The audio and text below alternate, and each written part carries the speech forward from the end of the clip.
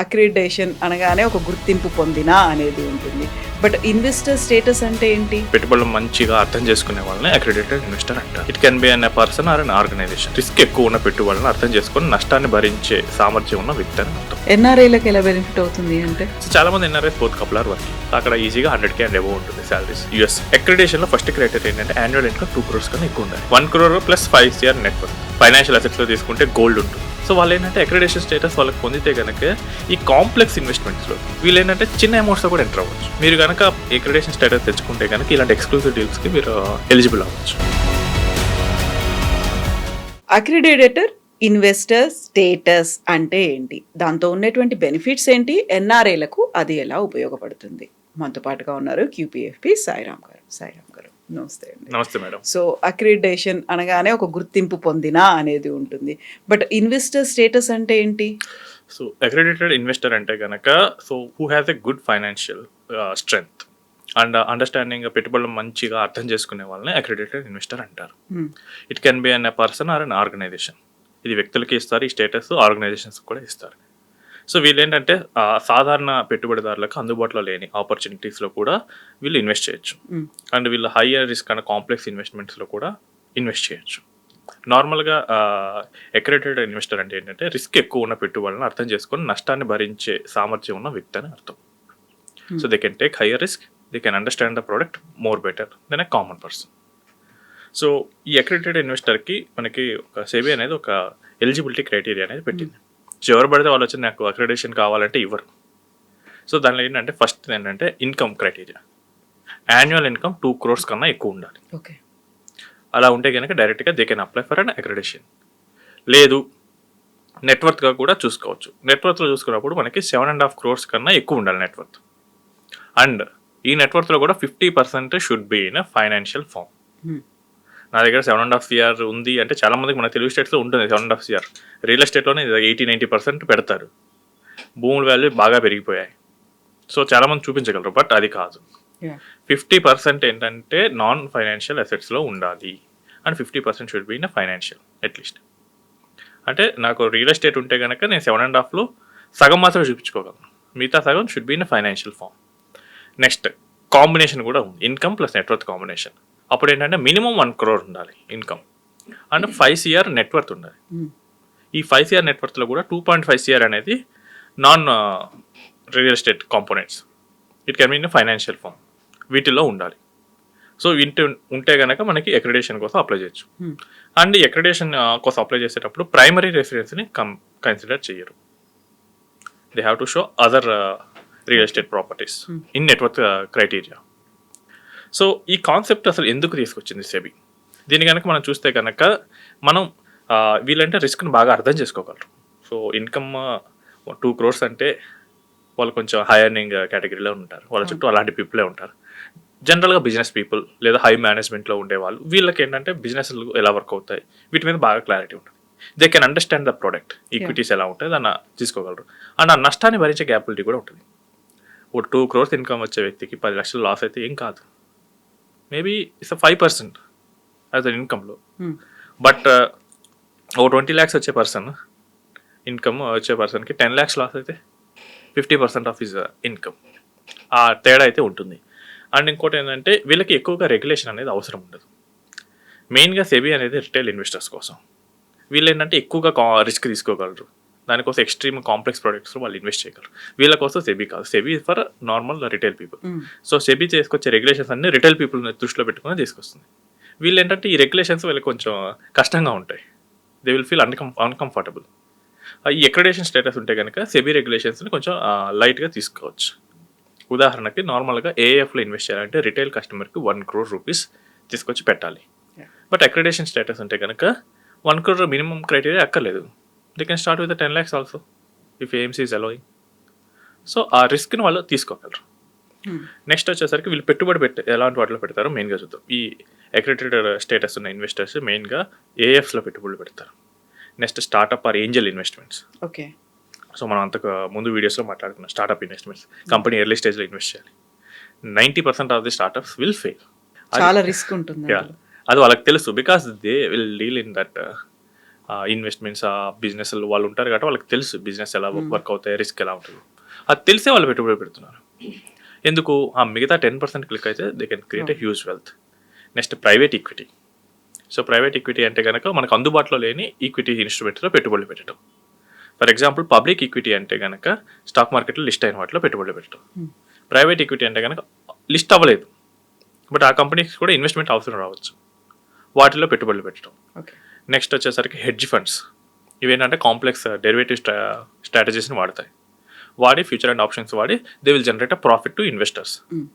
So వీటిలో కొంచెం పెట్టుబడులు పెడతారు. నెక్స్ట్ స్ట్రక్చర్డ్ ప్రొడక్ట్స్ అని ఉంటాయి. Next SIFs, specialised investment funds. నార్మల్గా రిటైల్ ఇన్వెస్టర్స్కి అయితే 10 lakhs, నెక్స్ట్ అక్రెడిటర్కి అయితే 1 lakh కూడా స్టార్ట్ చేయొచ్చు. Next gift city, PMS schemes, ఇలాంటి వాటిలో వీళ్ళు మెయిన్గా తీసుకుంటారు. రిటైల్ ఇన్వెస్టర్స్ ఏంటంటే వాళ్ళు మ్యూచువల్ ఫండ్తో స్టార్ట్ చేస్తుంటారు. వీళ్ళకి ఏంటంటే ఆల్రెడీ ప్రోడక్ట్ మొత్తం అవగాహన ఉంది కాబట్టి వీళ్ళు స్టార్టింగ్ మ్యూచువల్ ఫండ్తో బాగానే అమౌంట్స్ ఉంటాయి. ఇక్కడ నుంచి ఎక్కువ రిటర్న్స్ కోసం మిగతా కొంచెం కాంప్లెక్స్ ప్రొడక్ట్స్ మీద దృష్టి పెడుతుంటారు. ఇక్కడ ఒక ముఖ్యమైన విషయం ఏంటంటే హై రిటర్న్ రావాలంటే కొంచెం ఎక్కువ రిస్క్ తీసుకుంటారు. ఓకే. సో అండ్ ఇట్లా ఏంటంటే ఈ పెట్టుబడులు పెట్టే వాటిలో ఈ పైన చెప్పిన ఇన్స్ట్రుమెంట్స్ లిక్విడిటీ అనేది తక్కువగా ఉండొచ్చు. ఆ invested in a startup or private equity, దాన్ని కొనేవాడు ఉంటే తప్ప నా ఇన్వెస్ట్మెంట్ నేను ఎగ్జిట్ అవ్వలేను. సో ఈ లిక్విడిటీ అనేది తక్కువ ఉంటుంది. నెక్స్ట్ లాస్ వచ్చే ఛాన్స్ చాలా ఎక్కువ ఉంటుంది. ఓకే. మన బైజు సో చాలా ఎడ్యుటెక్ స్పేస్లో చాలా పెద్ద కంపెనీగా మారింది. బట్ ఇప్పుడు చూస్తే దానికి ఫండింగ్ ఇచ్చిన వాళ్ళు వాళ్ళ బుక్స్లో రైట్ ఆఫ్ రాసుకుంటున్నారు.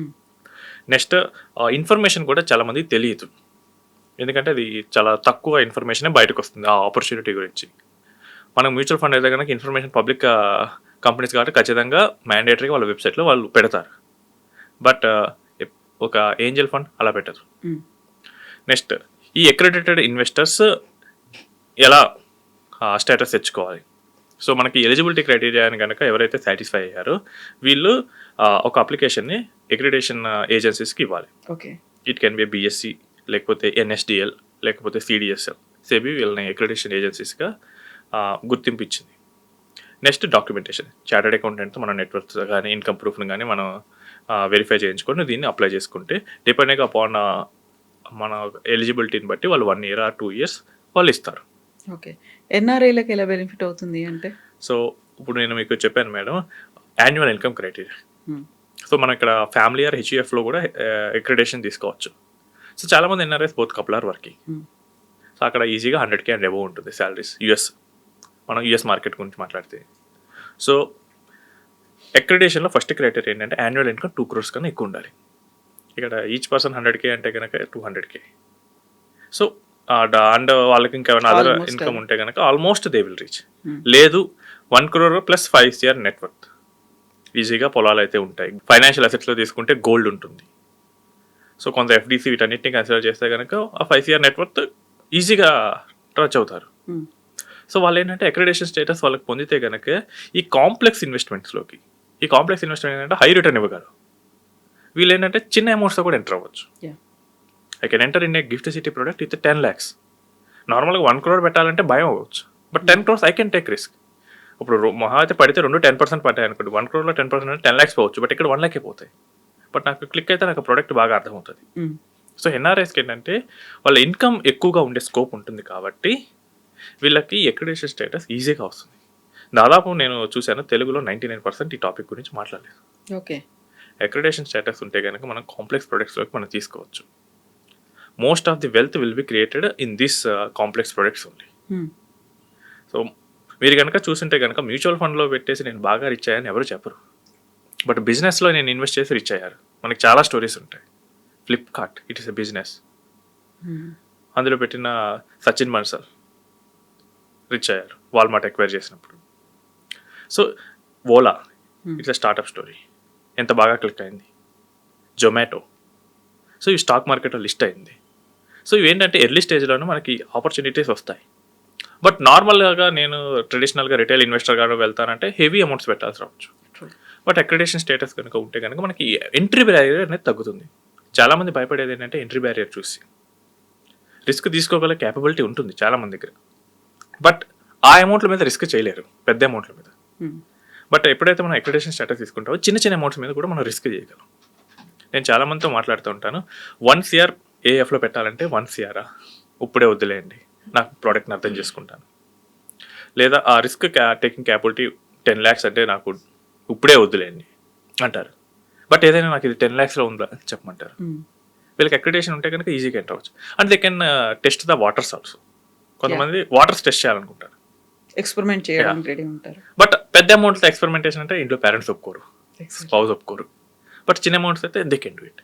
ఈ ఎక్స్పెరిమెంటేషన్ చేయడానికి కూడా ఈజీగా ఉంటుంది. అండ్ ఈ బెనిఫిట్స్ ఏంటంటే మనకి ఎక్స్క్లూజివ్ డీల్స్కి మనకి ఎలో ఉంటుంది. సో చాలా వరకు ఈ ప్రైవేట్ ఈక్విటీస్ కానీ, స్ట్రక్చర్డ్ ప్రొడక్ట్స్ కానీ ఇవన్నీ క్లోజ్డ్ గ్రూప్స్లోనే క్లోజ్ అయిపోతూ ఉంటాయి. నెక్స్ట్ ప్రైవేట్ డెట్ కానీ ఇవేంటంటే ఆపర్చునిటీ వచ్చేస్తే వెంటనే క్లోజ్ అయిపోతాయి. మీరు కనుక అక్రిడేషన్ స్టేటస్ తెచ్చుకుంటే కనుక ఇలాంటి ఎక్స్క్లూజివ్ డీల్స్కి మీరు ఎలిజిబుల్ అవ్వచ్చు. నెక్స్ట్ హయ్యర్ రిటర్న్స్ ఉంటే స్కోప్ ఉంటుంది. సో నార్మల్గా మన డెట్ ఫండ్స్ అంటే కనుక 6-7% అంటాం. అదే ప్రైవేట్ డెట్ అయితే దట్ కెన్ గో 12-13-14% ఆల్సో. అలాంటి వాటిలో మనకి స్కోప్ అనేది దొరుకుతుంది. నెక్స్ట్ వచ్చేసరికి లెస్ రెగ్యులేషన్. సో వీళ్ళని ఏంటంటే సెబీ అనేది రెగ్యులేషన్ అనేది అంత స్ట్రిక్ట్గా అనేది ఉండదు. ఎందుకంటే వీళ్ళకి ఆల్రెడీ కొంచెం నెట్వర్క్ బాగానే ఉంది, దే నో బెటర్ అని అండర్స్టాండింగ్. అంటే చాలామంది educated, but normal retail investors అయితే అంత ఎడ్యుకేటెడ్గా ఉండకపోవచ్చు. వీళ్ళు educated and they can take good risk కాబట్టి సెబీ రెగ్యులేషన్ అంత టైట్గా ఉండదు. So that gives a flexibility for the fund managers to create more products. So next ఏంటంటే డైరెక్ట్ యాక్సెస్ ఉంటుంది డీల్స్కి.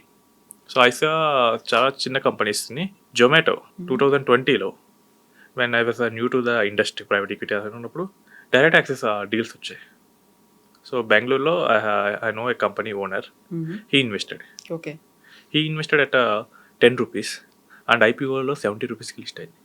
I think with in 2 years. So ఈ డీల్స్కి అనేది exclusive deals ఉంటాయి, వీటికి ఎలిజిబిలిటీ వస్తుంది. సో ఇలా మనకేంటంటే గుడ్ రిటర్న్స్ని వీటన్నింటిని మనం తీసుకోవచ్చు. సో ఎన్ఆర్ఐస్ ఆల్రెడీ ఈ క్రైటీరియాస్ సాటిస్ఫై చేసి ఉంటారు కాబట్టి వీళ్ళ రిటర్న్స్ ఎన్హాన్స్ చేసుకోవడానికి. అండ్ ఇంకోటి ఏంటంటే ఈ పోర్ట్ఫోలియో అనేది నార్మల్ ట్రెడిషనల్ పోర్ట్ఫోలియోస్కి ఇన్వర్స్గా కోరిలేట్ అయి ఉంటుంది. నార్మల్గా ఇప్పుడు మనం చూస్తే స్టాక్ మార్కెట్ పడిపోయింది, బట్ గ్లోబల్ మార్కెట్స్ చాలా పెరిగాయి. అండ్ మనం చూసుకుంటే కనుక ఇవి ప్రైవేట్ ఈక్విటీస్ ఇవన్నీ ఏంటంటే వాల్యుయేషన్ అనేది ఎగ్జిట్ అప్పుడు మాత్రమే మనకి చూపిస్తూ ఉంటారు కాబట్టి మన పోర్ట్ఫోలియో కంప్లీట్గా పడదు. If I invest 70 rupees in traditional products and 30 rupees in this type of products, ఇది కొంచెం ఇన్వెస్ట్గా ఉంటాయి కాబట్టి ఇది పడుతున్నప్పుడు ఇది పెరగచ్చు. సో దట్ నా ఓవరాల్ లాస్ అనేది మినిమైజ్ అవుతూ ఉంటుంది. అదే నేను కంప్లీట్గా 100 rupees ఇక్కడే పెడితే నా లాస్ అనేది పెరగచ్చు. సో డైవర్సిఫికేషన్ పర్పస్ కూడా ఇది బాగా యూజ్ అవుతూ ఉంటుంది. సో ఎవరైతే వెల్త్ క్రియేషన్ కోసం చూస్తున్నారో ఎన్ఆర్ఐస్ వాళ్ళు దీన్ని యూజ్ చేసుకోవచ్చు. Yes, thank you. Right, madam. And for more videos, Please subscribe to iDream. Please subscribe to iDream. Please subscribe iDream. And please subscribe to iDream. For more videos, subscribe to iDream. please like, share, and subscribe to the channel. Congratulations, iDream. Subscribe to iDream. Subscribe to iDream. So subscribe to iDream Media. iDream ki iDream team andarki huge congratulations. Please subscribe iDream Media. Please subscribe to iDream. Subscribe iDream. Please subscribe to iDream.